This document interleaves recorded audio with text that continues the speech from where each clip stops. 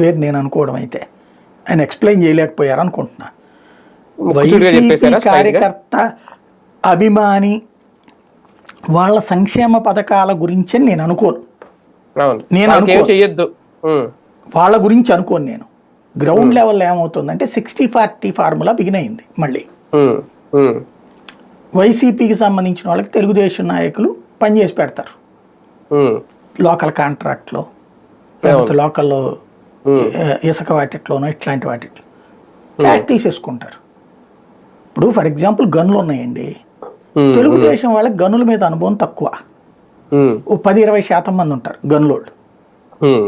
తెలుగుదేశం వాళ్ళకి ఇతరత్ర వ్యాపారాలు, హోటళ్ళ లేకపోతే ఇతర వ్యాపారాలు ఇవి ఎక్కువ ఉంటాయి. వాళ్ళ గనుల మీద అనుభవం తక్కువ, ఎరపతినేని లాంటి వాళ్ళు, గుడిపేట లాంటి వాళ్ళు తప్ప మిగతా వాళ్ళకి గనుల మీద పెద్దగా ఎక్స్పీరియన్స్ లేదు. ఇది పెద్ద నాయకులకి, కింద నాయకులకు ఉంది. నెల్లూరులో దాదాపుగా 70% మంది తెలుగుదేశం వాళ్ళే ఉంటారు గనులు కాబట్టి. కానీ వైసీపీ వాళ్ళకి గనులు అలవాటు ఎక్కువ, వాళ్ళు ఎక్కువగా రాయలసీమ ప్రాంతం కావడం, అక్కడ వాళ్ళకున్న దొరికింది అదే కావటం, దాంతో గనులు ఎక్కువ బిజినెస్ నడుస్తుంది అక్కడ.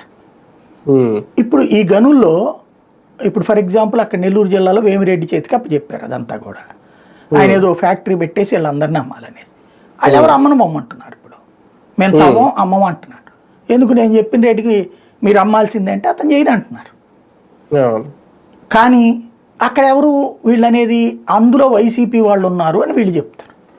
అంటే వైసీపీ వాడు తినేస్తున్నాడు ఇక్కడ అన్నదాన్ని ఇక్కడ ఒక గనిలోనో లేకపోతే కనుక ఒక చిన్న సాయ కాంట్రాక్ట్ వ్యవహారాల్లోనో ఇట్లాంటి ఈ మధ్యన వీళ్ళకి వైసీపీ వాళ్ళతో టీడీపీకి సంబంధించిన నాయకులు కొలైడ్ అవుతున్నారు అనేది అనేక మంది కార్యకర్తలు వచ్చి చెప్తున్నారు.